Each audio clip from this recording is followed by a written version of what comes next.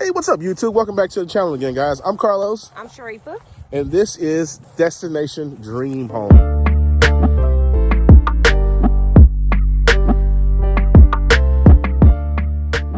So today, guys, we are touring another builder's construction site. So today's construction site is for a builder goes by the name of New Tradition Builders. He's one of the first builders that we actually spoke with when we first purchased the lot. We first purchased our lot, and we got a real good feeling from Daniel. He actually lives in the community, which is kind of like an incentive, I think. Built his own home. He built his own home, and we actually toured his home, with his wife, and they have a really nice home. Mm-hmm. And I think at this point he's up to like probably 5 houses in the neighborhood. Yeah. So, and I think he said he plans to do about 10 in this neighborhood, and then he's going to move on to another community. But at any rate, so we're here today at one of his sites. It's a 1-story. It's actually a couple of lots over from our lot, and we've been watching the construction on this house for probably the last, 6 months or so, just kind of keeping up with it and seeing, how it has progressed. And so it looks like they're just about at, they're at sheetrock stage. They're actually got the sheetrock up, all the drywall's in and trim, and, they're getting probably close to putting in flooring and kind of putting up like the finishing touches on the house. So before we get into the video, guys, please do us a favor, hit that like button for us.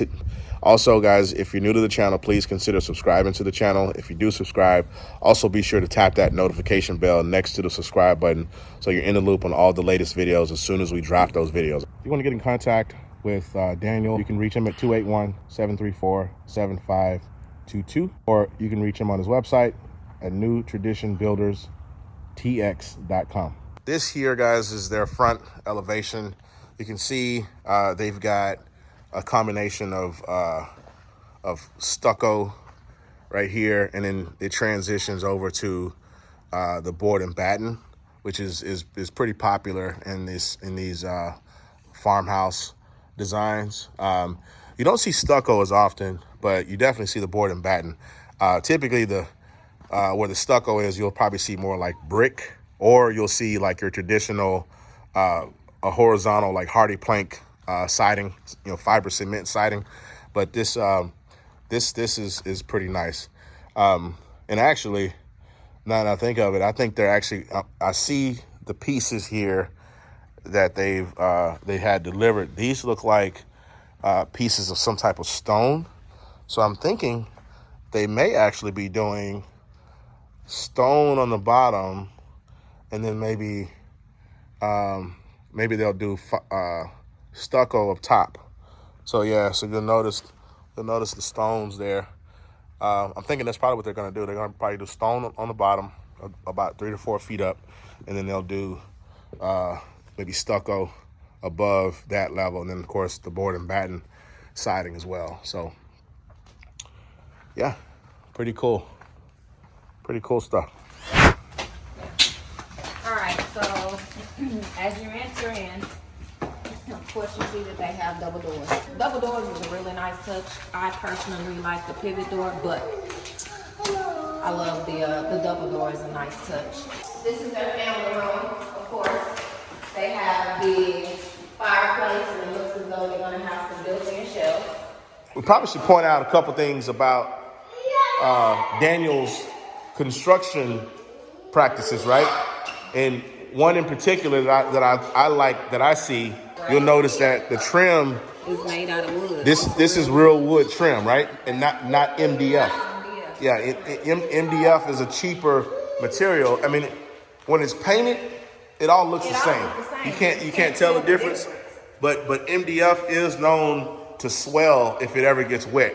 Real wood is not going to swell. Like MDF is basically ruined. Once it gets wet, it's ruined. Real wood, if it gets wet, it still has a possibility you can save it, you can salvage it. Right. But you'll notice all the trim in this house is real wood, which is a nice touch. I mean, that's, it's a little bit more expensive, but it is a nice touch. And the cost is probably about 15 to 20% cheaper to go MDF versus the real wood. So that's something to consider when you guys are designing your home and you're trying to figure out your budget. So if you notice here, these baseboards are pretty decent size. These are probably about, I'd say 6 to 8 inch baseboard. Well, I'd say 6. It's actually a nice touch. Yeah, nice big windows to the back of the yard. These are actually really nice. They're very wide. Yeah, the thing I love about these windows is it gives you like an unimpeded view of the entire backyard. You know what I mean? And those glass panes are just so big. They just, I mean, they're beautiful. They give you so much viewing access to your backyard. So if you want the slider look, because I think the beauty of sliders is it gives you that all glass panel, Right. and it also gives you the option to open up the full area of the back of your house. But if sliders are expensive, so if you can't really afford the sliders, or if it's not in the budget, this is a cheaper alternative to go with these. Yeah, it's nice. Yeah, I mean, now you lose the functionality of being able to open them like you will with a slider, but it's still a nice touch. Okay, now what about this cathedral ceiling is interesting? Help me out. It's a faux beam. So basically, what that is, that's an engineer beam that they're constructing it to look like one of those exposed beams. But this is what you would call a faux beam, because it's not a true exposed beam, but they're gonna make it look like one.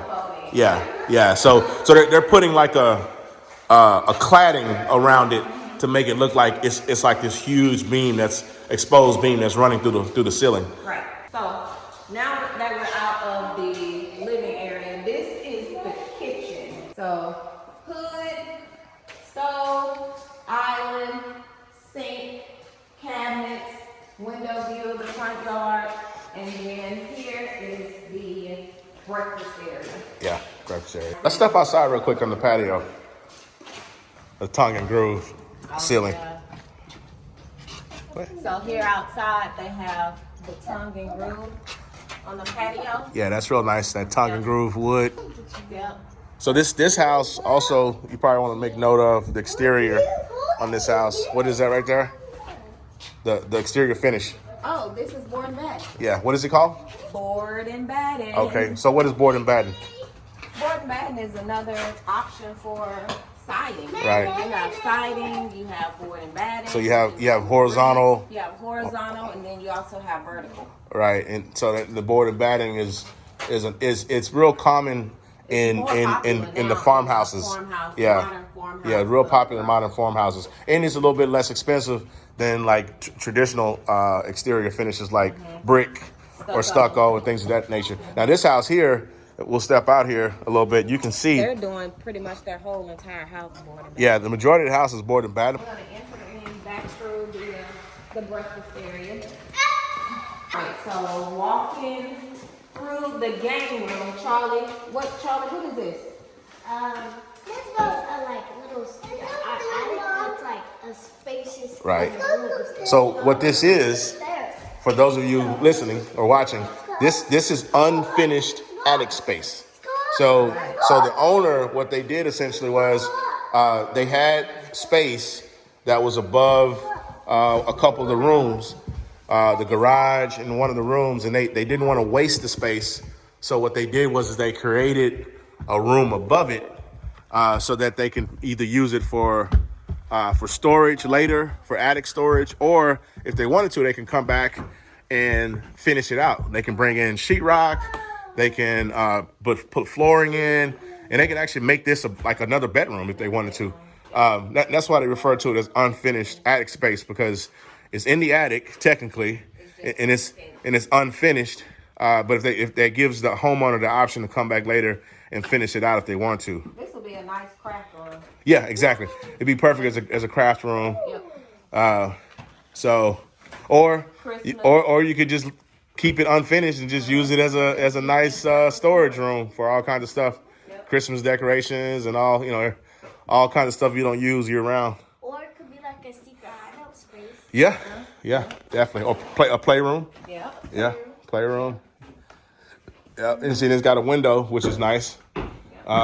So, but yeah, the only thing I don't see is I don't see that they don't have like the air conditioning tied to this room, which makes sense because it's technically the attic. It's unfinished, yeah. That might be But I think but they probably have it to where at some point they could tie the air conditioning into this room if they needed to, if they decide to finish it out.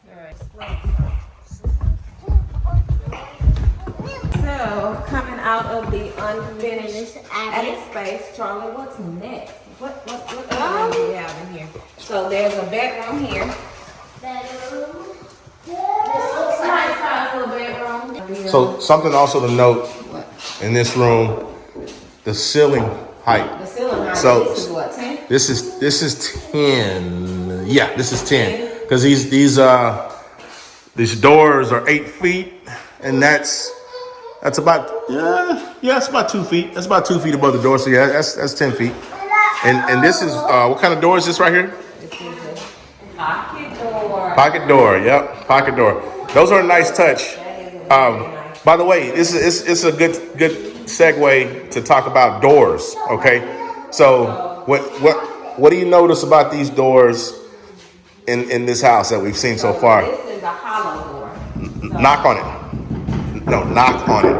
Yeah, That's a hollow door. that's what's known as a hollow core. Hollow core door. That means the core of the door is hollow, It's hollow. right? Right. So, and the reason why that's important is because cost. Right. So hollow core doors, because it's less material, they're less. They're cheaper, right? So solid core doors, which is really what that door there is. That's a solid core door, but that's also a thermal door. So you got doors that protect transitions from outside to inside or attic to inside. They have to be what they call thermal doors. Okay. So it's a solid core door, but it also has additional material to protect or to shield the heat from the other side, and so that it doesn't impact the temperature inside on this side, right? So. But as far as an interior solid core door, they won't be quite as heavy as that door, but they'll be solid. Yeah, they'll have some kind of weight. Now as you pointed out earlier, the hollow core doors are less expensive. So like if you're looking to save money on your budget, you would go with a hollow core door. However, you do give up the quality of the door, right? Because this door, honestly, it's kind of flimsy. I mean, like if I wanted to, if I punched it hard enough, my fist would go through it easily. Solid core doors, you won't be able to do that. Yeah, they're going to be much, but the solid core doors are more expensive. So you got to think about, like, if you get to a point where your budget's really tight and you need to cut some costs, you go with the hollow core doors. The thing you can notice of like differences is because when you knock this one, it's louder, and when you knock this one, it's Yeah. Exactly. The hollow core door is definitely louder because there's nothing inside. It's empty on the inside. So back to the pocket door. Okay. So the pocket door is what it is, a pocket door. It has its own little track. Yeah, and it fits inside. Now, something important to note about pocket doors. If you do pocket doors, it cannot be in an area where there are going to be any type of light switch or plumbing. Yes, because the door has to have a pocket inside the wall. Right, with clearance. Clearance, right, exactly. Right. You can choose Yeah. where you want those type of doors, and that's the route. But they're really good for saving space. Right. Because if you have a room where you have trouble with clearance, where like a swinging door won't work because you have something that's going to block it, a pocket door is a good alternative. Okay. So this pocket door here leads you into their bathroom. Yeah. This bedroom, bathroom. Yeah, and this is actually a common place you see a lot of pocket doors. Right. Is in bathrooms. Yeah, in bathrooms. So here they'll have the sink, countertop, and then if you notice in here, they did not do a tub. Yeah. So they're doing all showers. Yeah, I noticed that all their bathrooms are all walk-in showers. By the way, this is our daughter, you guys. If you have not met, this is You can follow her Charlie. on Charlie's World of Fun, Yeah. her YouTube channel. If you got kids, I highly recommend following her channel. What's your channel, Charlie? Charlie's World of Fun. Okay. All right, so there's another bedroom here. Yep. Another bedroom. Walk-in closet. Nice little walk-in closet. Walk-in Yep. closet, big shower. Another shower. Another walk-in shower. Yep. Yep. So before we walk out, I wanted to bring this to you guys' attention on your corners. So anytime you're preparing to build a home, you always want to think about what type of corners do you want to have. Do you want to go with rounded corners, or do you want to go with the square? Yeah, square, yeah. Square. I personally like the more rounded. It looks better, but that's just your personal preference. So they decided to do rounded corners. Mm-hmm. And they also did texture walls. Yeah. Yeah. You know, there are different types of texture walls. You can do flat, you can do all kinds of texture. So that's a good touch. They did texture walls. Oh, and something I noticed too, when you see these this panel, this wood panel above, that looks like that's going to be a track for barn doors. So that. It's only gonna be one because the doors. Yeah. It may be like the two that slide and come together. So it could be like two small doors that slide open and come together. Because I noticed it here, and I noticed it somewhere else. They got the same setup. We'll go back to the master. This is the Walk-in pantry. Yeah. Yep. This is the walk-in pantry. Pantry. And then we got over here. We got the laundry room. Yep. Laundry room. Laundry room. So one of the things that you can kind of point out, if you're walking a house and you're not sure what the rooms are, there's certain things that kind of give you clues as to what they are. In this case here, we're in the utility room. One of the things that kind of gives this away that it's a utility room is a couple things. One, you've got your 220 plug, which is required for most of your dryers, right? You got to have a 220 plug. So that would typically tip you off. Okay, if there's a 220 plug here, this most likely is the utility room. Also, you've got these water connections here. Those are supply lines for your washer and dryer. Obviously, red means hot, and the blue means cold, right? So those are kind of dead giveaways to tell you, okay, this is probably your utility room. That and of course the size of the room, right? It's too big, too small to be a bedroom, and it's in the wrong place to be a closet. So you kind of by process of elimination, you figure out, okay, this is probably the utility room, right? So They're gonna have a sink in and there too. they also, if you notice, if you look up, they're gonna have barn doors here too. Looks like. Oh, yep. Or a barn door. Yeah, this will be a single, because you notice how the track's only on one side. It's not the track doesn't go all the way over like on those other ones we saw. So they'll have one. And this is what I was talking about. This is kind of what I was talking about with the situation of the pocket doors. So barn doors are kind of an alternative to doing pocket doors, right? It's because in this particular case here, where I was talking about, you do barn doors or pocket doors when you have clearance issues. So in this case here, you don't want a door that swings in, Right. because you're gonna have a washer and dryer here, right? So the dryer and washer is gonna cause clearance issues, and you definitely don't want a door that's gonna swing out because it's a hallway. And you never want a door to swing out into a hallway because that's a safety issue. So in this case here, the best way to go would have been a barn door or a pocket door, and they probably couldn't do a pocket door because there's a electrical plug right here, or that's a switch actually. And if you look on this side here, they've got a switch right there. So they couldn't do a pocket door here, and this probably is this wall here is too short to do a pocket door. So yeah, so they had to do a barn door. Yeah. Yep. And that goes to the garage, but that door is actually locked. Yeah, that's a thermal door. It's a thermal solid core door. Yep. Because it goes from outside to inside. I'm assuming this is probably a sitting area or chilling area. Nope. No. That is going to be like a prep kitchen. Prep kitchen. Oh Well, and the reason why we say that is because if you look at these connections, these electrical connections, these are probably switches or plugs. They're most likely plugs. The reason you see how they're up off the ground as opposed to they're supposed to be down, that's because there's going to be counters. There's going to be countertops all around here, and they put the plugs up high because the countertop is going to be below them. And then they'll probably have counters. They'll probably have cabinets above. Yeah. Now we're walking into, so this is, well, no, because we have this little area right here. This is the bedroom that was off the entrance. Yeah. So they had one bedroom off the entrance, which is kind of atypical because typically the rooms that are off the entrance are usually like your dining room or your study, right? Right. But they chose to have a bedroom right off the main entrance. Right. My guess is that they'll probably use this room as a study. Yeah. Right. Yes, I can see it. They'll probably use this room as a study because it is right off the entrance. Yeah, I don't know what these people do for a living, so maybe they won't use it as a study. Maybe it will be used as a bedroom, but I think probably for resale purposes, they decided to make it a bedroom. Yeah, because this makes the fourth bedroom.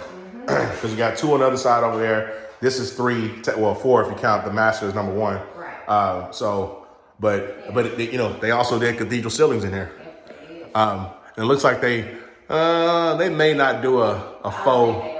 Yeah, they don't have enough. Yeah, it's not enough of the beam coming down for them to do a faux beam in here. But it's a decent sized room. And then look what they have. They got another pocket door. Of course. They got another pocket door. The shower is smaller than all the other ones. Yeah, that one is much the shower is pretty small. And then they got I noticed they have like a little soap niche here. That's common. That's popular now for them. Yeah. And then So if you look at this track on this sliding door, it's kind of neat. You look at it, and again, like in order to use this sliding door, you got to have room. You got to have enough clearance in the wall beside it to fit the door all the way inside. Because technically the door is here all the way over to probably about there inside the wall.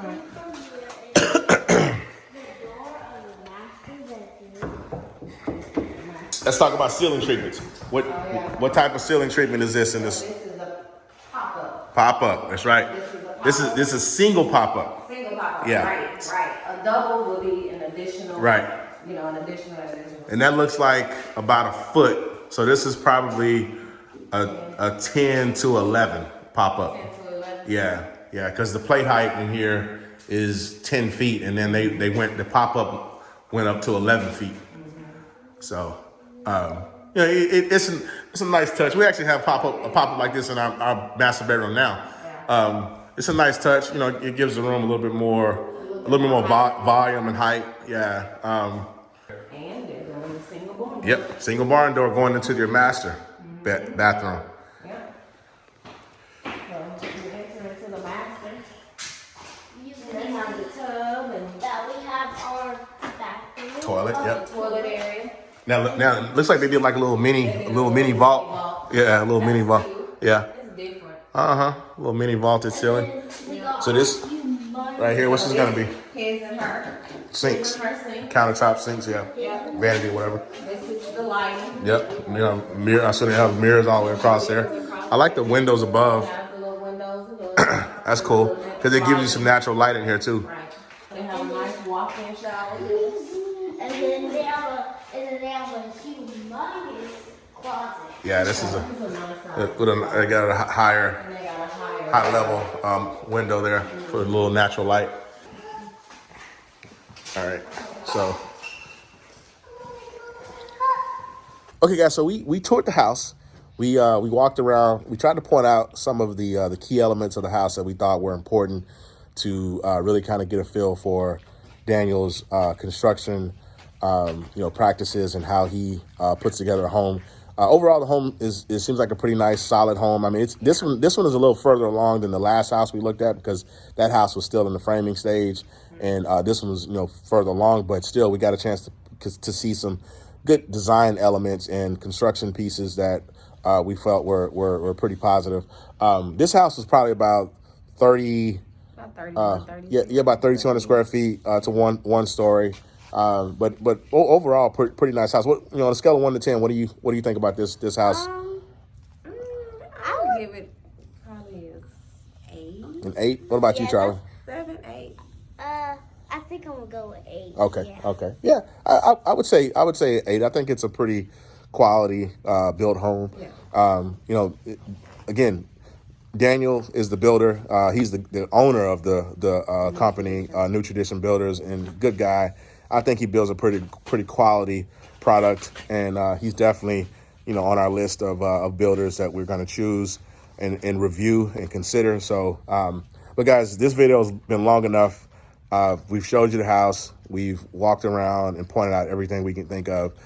So we're going to go ahead and wrap this video up and call it a day, guys. If you haven't already, please consider subscribing to the channel. And then, of course, like this video, guys. Like this video. Share it with your friends. Exactly. Share this video with a friend. Okay, guys? We'll see you next time. Take care.